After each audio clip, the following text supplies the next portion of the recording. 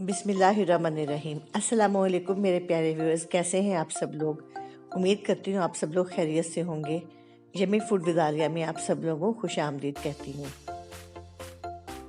मेरी आज की रेसिपी बहुत ही चुन्नी मुन्नी छोटी सी है और जो कि रमज़ान के हवाले से है, लेकिन रमज़ान में ये आपके बहुत काम आएगी। आज मैं आपके लिए इमली की और पुदीने की चटनी की रेसिपी लेकर आई हूँ। ये चटनी आप पकौड़ों के साथ, समोसों के साथ और शामी कबाब के साथ खा सकते हैं। बहुत ही चटपटी सी और बहुत ही खट्टी सी होती है, बहुत ही मज़े की लगती है। तो चलिए फिर आइए मेरे साथ किचन में, देखते हैं इसे बनाने के लिए हमें क्या क्या चीज़ें चाहिए। तो चलें फिर रेसिपी स्टार्ट करते हैं, बिस्मिल्लाह करते हैं। पुदीना 3 गड्डी लेकर साफ़ कर लिया है, उसके पत्ते निकाल लिए हैं और 3 दरमियाने साइज़ के टमाटर लिए हैं। आधा कप इमली का पल्प, 6 हरी मिर्चें, 10 से 12 लाल साबुत मिर्चें, 1 बड़ा टेबलस्पून मैंने भर के ज़ीरे का लिया है और 3 जवे लहसुन के लिए हैं।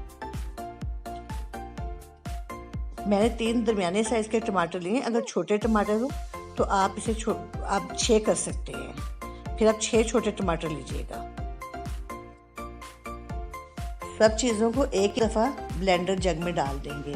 पुदीना, धनिया, हरी मिर्चें, साबुत मिर्चें, नमक, मिर्च, सब कुछ। अच्छा, मैंने ज़ीरे को भूना नहीं है, साबुत ही मैंने आम सादा ज़ीरा लिया है, बगैर भुने ही। जैसे ही इसे जग में डालेंगे, बिल्कुल पानी नहीं डाला क्योंकि पल्प में भी काफ़ी पानी है। बस हम इसे ब्लेंड कर लेंगे, अच्छी तरह से ब्लेंड करेंगे। और आपने गार्लिक भी ज़्यादा नहीं डालना। अगर हम गार्लिक ज़्यादा डाल देंगे तो इसमें बहुत ही गार्लिक का टेस्ट आएगा। अब हम इसे अच्छी तरह से ब्लेंड कर लेंगे। खूब अच्छी तरह ब्लेंड करना है आपने।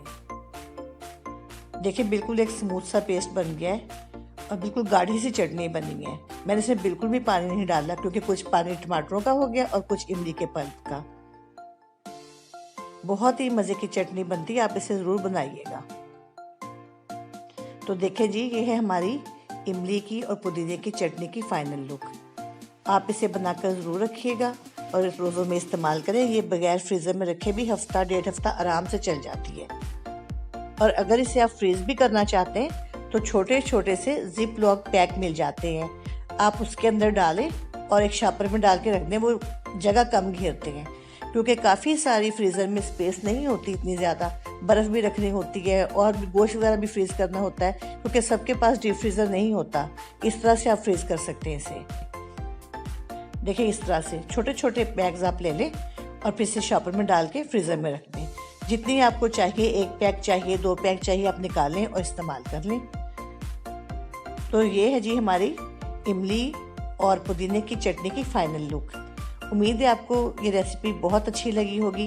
बिल्कुल छोटी सी रेसिपी है लेकिन बहुत ही काम की है। अगर आप लोगों को ये रेसिपी अच्छी लगी हो तो प्लीज़ इसे लाइक और शेयर कीजिएगा और मेरे चैनल को तो ज़रूर ही सब्सक्राइब कर दीजिएगा। तो इंशाल्लाह फिर मिलेंगे किसी बहुत अच्छी, बहुत ही मज़ेदार सी नई सी रेसिपी के साथ। तब तक खुश रहें, खुश रखें। ओके जी, अल्लाह हाफिज़।